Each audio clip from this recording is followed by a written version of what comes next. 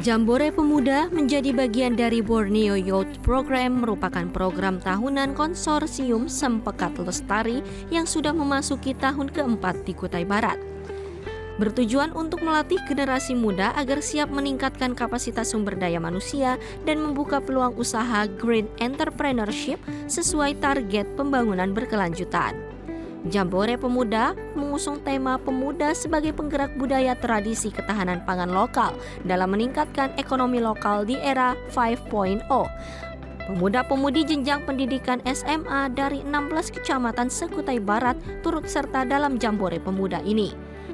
Kegiatan Jambore Pemuda ini dilaksanakan untuk memberikan wawasan dan pertemuan pemuda akan membangun komunikasi sesama generasi muda dalam mendukung program pangan lokal termasuk menginspirasi pemuda lainnya.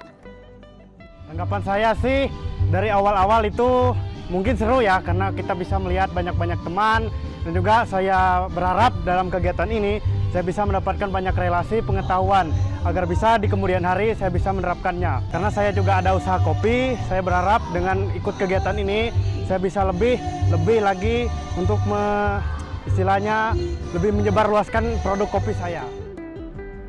Direktur BKMA Kementerian Kebudayaan RI Syamsul Hadi berharap melalui kegiatan ini keberagaman pangan lokal di Kutai Barat bisa kembali hidup melalui inovasi kuliner baik tradisional maupun modern.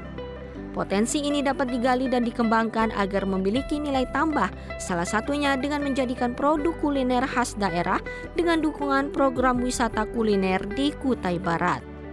Kenapa kami mengedepankan generasi muda? Karena generasi muda ini menjadi ujung tombak kini dan untuk mendatang. Nah, pengenalan keragaman pangan lokal dengan pendekatan generasi muda ini meningkatkan rasa percaya diri kembali ke pangan lokal, di mana keragaman pangan lokal ini sudah menjadi turun-temurun dari nenek moyang kita, di mana khususnya di Kabupaten Kutai Barat di sini banyak sekali tersimpan keragaman bahan pangan lokal. Syamsul juga mendorong agar edukasi pangan lokal masuk kurikulum Merdeka Belajar, mencontoh beberapa daerah seperti NTT yang sudah mempunyai muatan lokal pangan di sejumlah sekolah.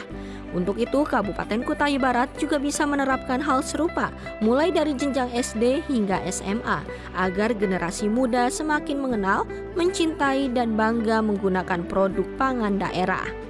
Sementara itu, Wakil Bupati Kutai Barat Nanang Adriani mengatakan, generasi muda perlu didorong untuk terjun ke sektor pertanian agar regenerasi petani bisa berjalan.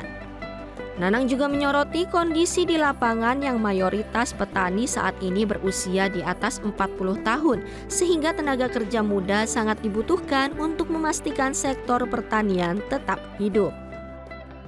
Terjun langsung sebagai pengelola sebuah usaha tani di kampungnya. Nah, tentu di sini tadi disampaikan ada kopi, ada berbagai jenis pangan lainnya yang berpotensi sebagai sumber daya pangan. Kita mendorong bahwa diversifikasi pangan itu yang mengutamakan tidak saja beras, tetapi selain beras yang bisa protein dan vitamin yang cukup, itu kita dorong supaya kita pada suatu saat ketika beras misalnya katakanlah kurang, pangan yang lain bisa dimanfaatkan untuk makanan masyarakat.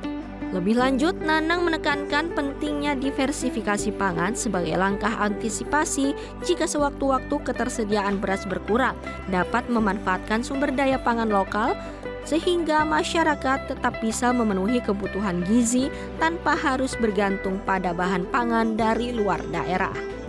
Nanang berharap upaya ini dapat didukung dengan penerapan teknologi pertanian sehingga produksi pangan lokal bisa ditingkatkan dari segi kualitas dan kuantitas.